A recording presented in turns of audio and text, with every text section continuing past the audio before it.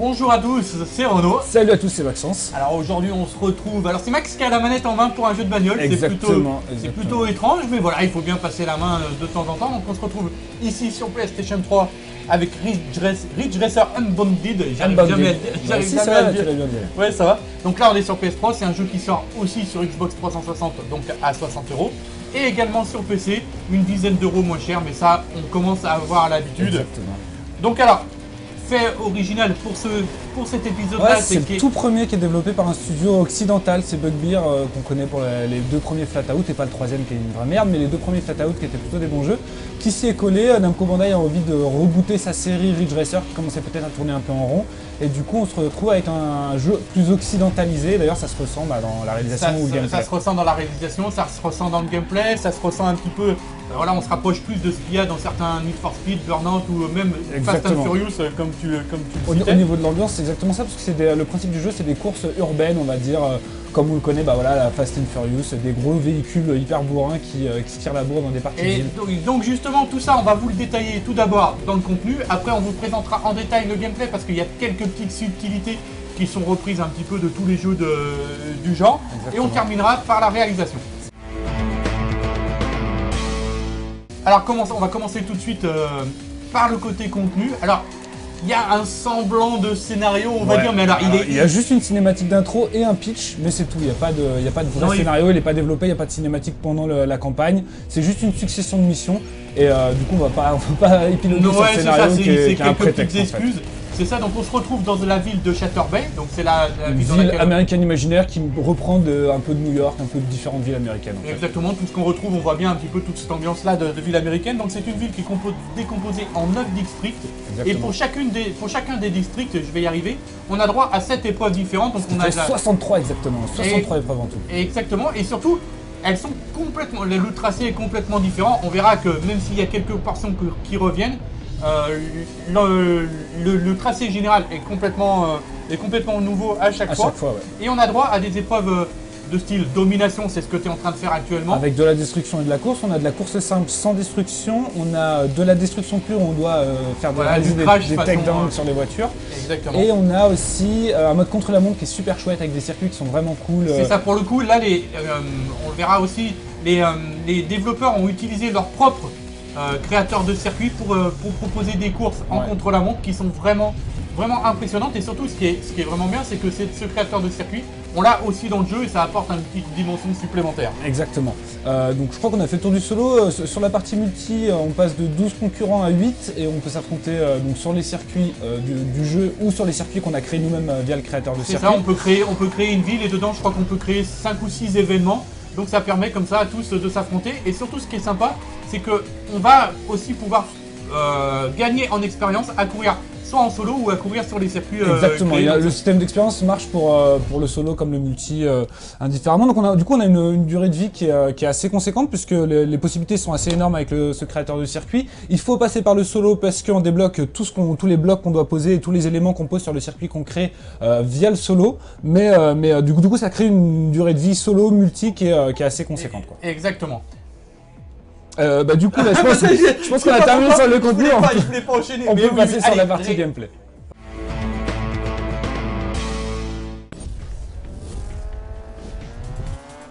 Alors voilà, on a changé de tracé. On a choisi une course domination, donc qui différencie des courses pures comme il y a aussi dans ce Ridge Racer. Un peu moins, on va dire le principe, il y a plus d'un tiers des courses, c'est des courses de domination, donc c'est vraiment le cœur du jeu. C'est le cœur du jeu, parce qu'elles ont... Voilà, elles vont nous permettre de profiter de tout ce qu'ils ont voulu mettre dans le jeu. Et le principe de base, c'est le système de boost, en fait, là qu'on voit en bas à droite avec la touche power, qui me permet soit de take down des ennemis, soit de détruire des ennemis, soit de détruire des éléments de décor comme ça, et du coup de mettre à mal mes concurrents. Ou il y en a d'autres qui sont des sortes de raccourcis, en fait. Là, on en a. Non, c'est un camion, on va le garder. Donc après, on est vraiment. Il y en a un qui l'a détruit, tu vois. Et donc après, c'est vraiment à nous de doser entre utiliser ce boost pour gagner de la vitesse, utiliser ce boost pour détruire des aides, pour mettre à mal nos adversaires. Exactement. Ou alors pour détruire des bouts d'écart comme je suis en train de le faire là, donc avec une petite animation stylée. Et le truc, c'est qu'on remplit cette jauge de boost en faisant soit les drifts, mais on y reviendra sur ces drifts parce que c'est un élément assez particulier. Ah, tu t'es fait cracher. Je me suis fait cracher. Soit en détruisant des parties de décor parce qu'il y a énormément de trucs destructifs. Et voilà, d'où l'importance quand on utilise le créateur de circuit de placer ses blocs et après d'aller mettre des éléments destructibles. Exactement, pour créer un circuit un petit peu intéressant, pas juste du pilotage. Et il y a quoi d'autre pour charger la barre de boost? Détruire les ennemis aussi ou les suivre pendant un certain temps. Quand tu fais une sorte d'aspiration, c'est pas vraiment l'aspiration, mais lui il te dit que tu es en poursuite. Oula, à chaque fois ce virage là il est super dangereux. Il te dit que tu es en poursuite et du coup quand tu es assez près ça te permet de monter la jauge de boost. Exactement. Et donc après, tout réside dans l'utilisation de cette fonctionnalité là, je vais y arriver au bon moment, parce qu'il y a toujours sur le circuit un petit raccourci qui sera beaucoup plus efficace que les autres. Exactement. Donc là, ah oui, ça c'est l'épingle, celle-là elle est vraiment galère. D'ailleurs, je viens de rater mon drift, ça me permet de rebondir sur le drift parce que c'est un truc, c'est typique de Ridge Racer, on enchaînait tous les virages, limite on faisait que déraper pendant tout le circuit. Oui, c'est ça, tu lâchais un petit peu l'accélérateur, tu rappuyais, tu partais en drift. Sauf que là, on se rend compte après quelques courses que le drift ne sert pas à grand chose à part nous faire perdre du temps. On est plus dans du dérapage classique comme dans tous les jeux. Exactement. Et surtout qu'après, on a des voitures qui ont des caractéristiques différentes et donc en fonction des voitures, on va pas pouvoir déraper de la même manière. Donc c'est vraiment à nous de choisir notre bolide et puis de l'utiliser soit uniquement en drift ou comme moi je le préfère plus en tenue de route. Exactement. Et j'utilise moi ma jauge de boost. Sachant que si vous voulez gagner les courses, je vous déconseille le drift à tout va. Certes votre jauge de boost augmente, mais le boost ne fait pas une grande différence au niveau de la vitesse. Ça sert plus à la destruction on va dire. Et du coup c'est ça, parce que quand on a des voitures qui ont une bonne accélération comme il y en a, au final, il vaut mieux détruire des éléments et garder pour détruire nos adversaires. Voilà, exactement, il vaut mieux freiner dans les virages plutôt que se lancer dans des drifts qui te font perdre un temps fou. Là, ce virage, celui-là, il se passe à fond en plus quasiment. Ouais, voilà, je peux choisir de drifter, mais au final, je perds du temps et du coup, c'est vrai qu'on a un gameplay qui est assez atypique dans la série puisque c'est pas du tout du Ridge Racer, on sait pas du drift. Il y a du drift, mais c'est un élément secondaire du gameplay. Et on en a pas besoin pour gagner. Dans la course pure, un peu comme on pouvait retrouver dans Split Second ou dans Burnout. Exactement, ça va plus chercher du côté de Burnout et Split Second que du côté de Ridge Racer. Et du coup, les fans de Ridge Racer pourront être un petit peu déçus parce que c'est vrai que c'est un gameplay qu'on aime bien. Moi, j'aime bien le gameplay tout en drift de Ridge Racer. Ça change au moins par rapport aux autres, aux concurrents. Là, c'est vrai qu'on a quelque chose de beaucoup plus classique, de beaucoup moins original. Ceci dit, le Bugbear est quand même. Attention, tu t'es emporté à voir. Bugbear est quand même réputé pour ses jeux de caisse et du coup, on a un jeu qui est fluide, qui est rapide, qui a des bonnes sensations de conduite. Moi, j'ai trouvé très agréable à conduire.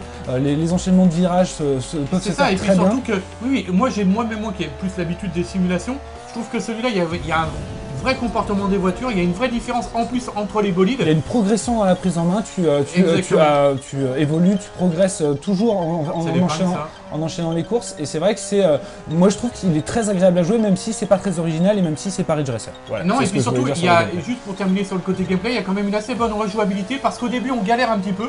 On va le voir ça dans la réal à cause d'un petit peu de l'IA. Et puis petit à petit, on reprend du plaisir à revenir sur les tracés. Moi, j'ai trouvé ça quand même plutôt sympa. Exactement. Donc, c'est une bonne transition pour parler de la réalisation. C'est parti.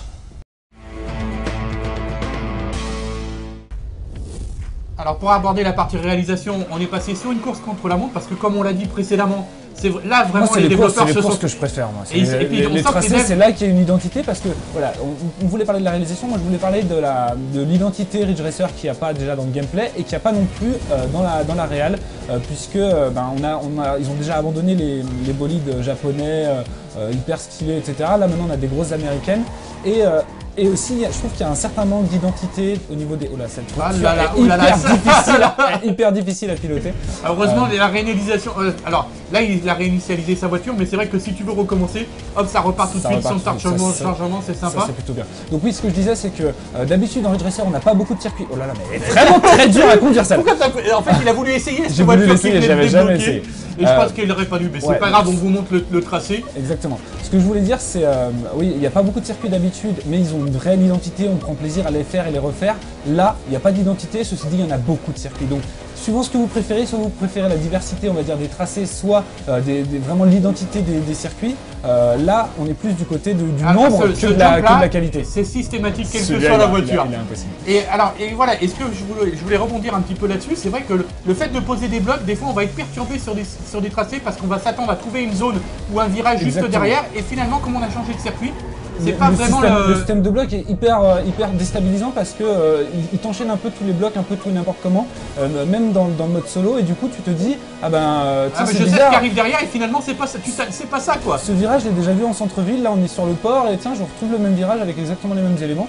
Ceci dit, les éléments sont bien construits, il y a beaucoup de destruction, il y a pas mal de trucs, c'est sympa, mais il y a un manque d'identité quand même qui se dégage. Donc on a dit du gameplay, mais surtout de la réalisation parce que ça ressemble, déjà si vous le voyez visuellement, ça ressemble à tout ce qu'on a déjà vu. C'est ça, on est très très loin de ce qu'on aimait ce qu'on aimait ou ce qu'on n'aimait pas dans Ridge Racer, mais il y avait ce côté vraiment qui était depuis le premier épisode, ils avaient gardé cette identité-là, et du coup là on le retrouve plus, on a un jeu qui se fond dans la masse, et c'est presque dommage parce que pour nous, c'était pas ça Ridge Racer. Alors, on dit pas que le jeu est pas bien, hein, loin de nous cette idée-là.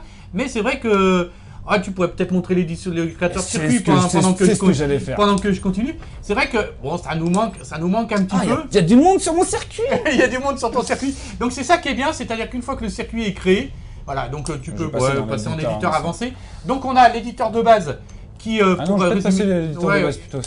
L'éditeur de base pour voilà, si tu modifies, tu pourras plus jouer. Donc l'éditeur de base qui va permettre de placer des blocs à différents endroits. Et on a l'éditeur avancé qui permet de placer des éléments, donc ça c'est quand même plutôt sympa. Du coup, on s'éloigne de la partie réelle. Tu voulais peut-être parler un petit peu du son aussi pendant qu'on était là. Ouais, je voulais parler du son, de la bande originale. Attends, d'ailleurs, est-ce que je peux l'essayer directement ce truc en fait? Oui, c'est quand tu sors, tu fais quitter là. Ouais, je voulais juste vous montrer le système de blocs, voilà, que tu assembles comme ça. Les blocs ont un coup qu'on voit en haut à gauche. Enfin, c'est assez simple d'utilisation et on peut créer des trucs assez chouettes. Il y a pour chaque district, vous allez débloquer des blocs différents qui ont une valeur. Qui ont une certaine valeur que vous avez, et du coup au final en fonction du district que vous allez choisir vous allez pouvoir en placer plus ou moins des blocs, et après ce qui est bien c'est qu'une fois que vous avez fait ça, vous allez voir Max il va hop tout de suite, on peut tester l'événement, et l'avantage c'est que même en le testant sur votre propre tracé vous gagnez de l'XP et tout, donc ça c'est plutôt bien. Et après, vous avez des blocs avec des déclenchements d'événements, des virages, des entrées d'autoroute, sorties d'autoroute, des ponts, des tunnels. Exactement. Et puis, mais je voulais parler du son. Ah, tu voulais rajouter un truc. Oui. Et si vous le voulez, après, derrière, vous pouvez rajouter des tremplins, des loopings, plein de petites choses. Les possibilités sont assez folles et c'est assez facile à prendre en main. Oui, moi, je voulais parler du son parce que la musique, c'est, on va dire, j'ai mis du dubstep pour jeunes sur la feuille. Parce que c'est du Skrillex, du Scratch Permit. C'est des choses qui sont assez récentes, qui sont assez sympas quand on aime ce style de musique un peu, on va dire, c'est je sais pas, du dubstep. Ça colle un peu à l'esprit Ridge Racer, mais la musique quand tu joues, elle est quand même absente, elle est presque étouffée par le bruit du moteur, par le bruit de toutes les explosions, des destructions. Il y a un bon travail qui a été fait sur les bruitages. Là, je suis en train d'essayer la course que j'ai créée, donc il y a peut-être des trucs qui déconnent un peu, mais elle est pas mal, j'ai trouvé pas mal.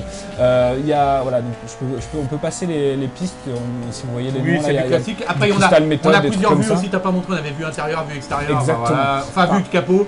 Au niveau de la réalisation, on a un truc qui est carré. Moi, je suis un peu saoulé par les reflets. Voilà, les reflets comme cela. Je trouve qu'au bout d'un moment, au bout de 2-3 heures de jeu, t'as les yeux en il y a quand même il y a ce côté aussi, il y a plusieurs, comment dire, tu joues un peu de nuit, un peu de jour, un peu au crépuscule. Donc il y a plusieurs ambiances comme ça. Même s'il y a globalement qu'une seule. Mais on a toujours l'impression que c'est la même. Voilà, c'est toujours un peu rouge. Là, c'est un peu moins rouge, mais souvent, on l'a vu sur la course d'avant, c'est toujours un peu rouge. Mais c'est vrai que tu t'es lâché, c'est assez sympa au niveau. Je sais pas si c'est la dernière version parce que j'avais mis des tremplins un peu partout.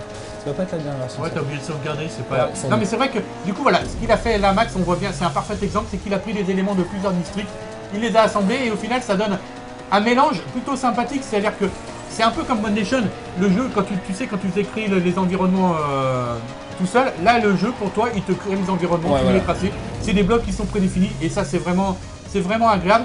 Après, pour terminer un peu avec la réal. On a, moi j'ai remarqué que les temps de chargement étaient légèrement plus longs sur PS5 sur 360, mais ça reste quand même dans la limite de l'acceptable. Tout à fait, c'est une trentaine de secondes. Et c'est ça. Et puis surtout, on a une IA. Parce qu'on en a pas parlé.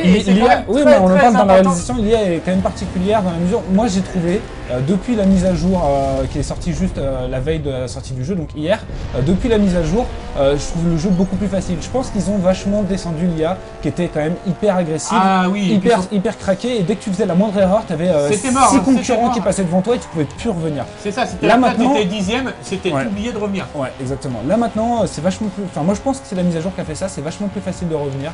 Surtout quand tu driftes pas trop et que tu essaies de prendre des trajectoires tendues comme je viens de le faire. Moi, ce que je trouve quand même, même si ils sont agressifs et si c'est difficile, au moins on a un jeu où il y a un véritable challenge. Ouais, du coup, c'est pas la première course que tu vas y arriver. Il y a quand même eu un petit temps d'apprentissage à chaque fois sur chaque tracé. Et c'est ça qui est agréable. Et puis surtout, comme on l'a dit tout à l'heure, tu peux recommencer instantanément. Donc une fois que tu as pris tes marques, hop, tu refais ton tracé. Et en général, tu gagnes, tu débloques les districts au fur et à mesure. Tu gagnes de l'expérience aussi au fur et à mesure, ce qui permet de débloquer des blocs, des voitures, enfin plein de petites choses. Donc voilà, et tu prends plaisir un petit peu à découvrir, on va dire, la partie solo. Même s'il n'y a pas de scénario, tout ça, enfin sur un jeu de voiture, on s'en fout un peu à la limite. Hein. Mais là, on a carrément bifurqué dans la conclusion. D'ailleurs, le jingle est passé pendant que Renaud parlait. Je suis désolé, mais c'est vrai que je me suis lancé dans un monologue. Fallait que ce soit dit. Et moi, pour conclure sur ce jeu, je trouve que c'est pas un bon Ridge Racer dans la mesure où c'est pas un Ridge Racer. C'est pas comme on connaît, il n'y a pas autant de drift, il n'y a pas d'ambiance Ridge Racer avec les voix digitalisées au départ. Welcome to Ridge Racer ou des trucs comme ça. C'est pas la même chose. Ceci dit, c'est un très bon jeu de caisse. Enfin, c'est un très bon jeu de caisse. Ouais, c'est un très bon. Ouais, voilà, il fait le travail, il fait le job. Il est sérieux, il est bien. C'est pas un truc, c'est pas le jeu de ouf de l'année, etc. Mais c'est du bon spectacle. On prend du plaisir à progresser avec le système d'XP, à jouer en multijoueur, à créer ses villes. Enfin, tout est, il est carré le jeu, il est efficace. Il n'y a pas de défaut majeur à part ce petit manque d'identité. Moi, j'avais même peur quand je l'avais essayé. Toi, tu peux faire réessayer pendant qu'on finit. Voilà. Et moi, j'avais même un peu peur quand on l'avait essayé. On n'avait pas trop d'infos sur le multi. Et là, finalement, ils ont rajouté tout ce que moi j'attendais, c'est-à-dire la possibilité de jouer sur les courses des autres, le fait de tu peux essayer les courses créées par les autres, même en solo. Enfin, des petits détails, c'est des détails. Mais moi, gros défaut, ceci dit, pas d'écran splitté. Je trouve que c'est dommage parce que le jeu s'est prêté plutôt pas mal à jouer avec ses potes sur la même console. C'est un peu décevant. Surtout que sur les jeux de bagnole, maintenant, c'est presque, enfin, c'est une obligation. Il y a des jeux comme F1 qui sont très exigeants, qui arrivent à le faire. Donc c'est pas normal que sur des jeux comme ça on ne retrouve pas. Exactement. C'est pour ça que d'ailleurs que la note que je lui mets est pas énorme parce que c'est un jeu qui est efficace, mais ceci dit, il n'est pas très original, on l'a dit au niveau de la réal ou du gameplay. Il est pas, il y a on est pas en train de faire la conclusion la plus longue de l'année. C'est pas grave. On finit. Il est très sérieux, très carré, très efficace et assez amusant à jouer. Ceci dit, il manque quelque chose, il manque un petit truc, que ça soit de l'identité ou une petite subtilité de gameplay en plus. Il manque quelque chose pour moi pour que ça, qui vienne titiller, on va dire, du burn-out dans je vais t'arrêter. Tout ça pour dire qu'au final tout fonctionne et après c'est vraiment à vous de vous faire votre idée. En tout cas nous ça nous a plu. Ouais, exactement. C'est ce que tu voulais dire. Exactement, ça m'a plu.